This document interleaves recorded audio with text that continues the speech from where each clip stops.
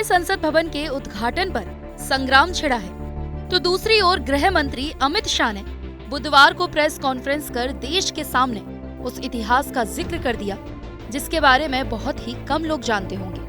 अमित शाह की पूरी press conference गदा की तरह दिखने वाले सेंगोल पर आधारित थी। सेंगोल, जिसको आजादी का प्रतीक बताते हुए अमित शाह ने नई संसद में लोकसभा स्पीकर की कुर्सी के पास सेंगोल स्थापित करने का ऐलान कर दिया।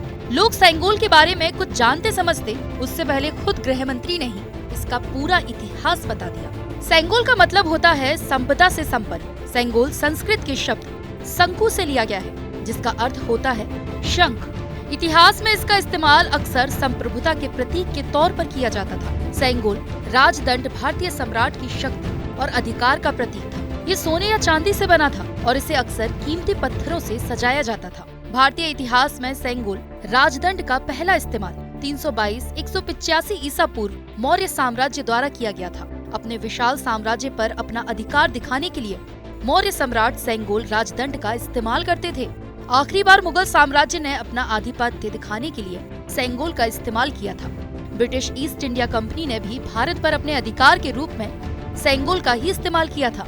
हालांकि 1947 यानी कि आजादी के बाद भारत में इसका इस्तेमाल कभी नहीं हुआ।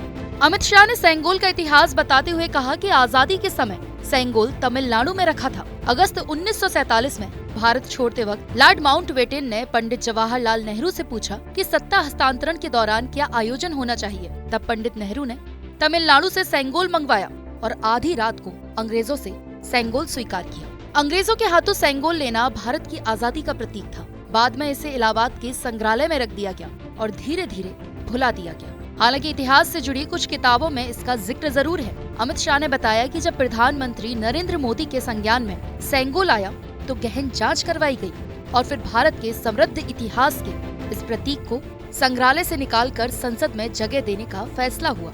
आजादी के प्रतीक को संसद में स्थापित करने के लिए 28 मई यानी नए संसद भवन के उद्घाटन का दिन चुना गया। उस दिन तमिलनाडु से आए पंडित विधि विधान के बाद प्रधानमंत्री को सेंगोल भेंट करेंगे और फिर इसे लोकतंत्र के मंदिर में स्थायी तौर पर रख दिया जाएगा। 96 साल के तमिल विद्वान जो 1947 में उपस्थित थे वो भी उसी दिन रहेंगे। नए संसद भवन में जिस सेंगोल की स्थापना होगी उसके शीर्ष पर नंदी विराजमान है।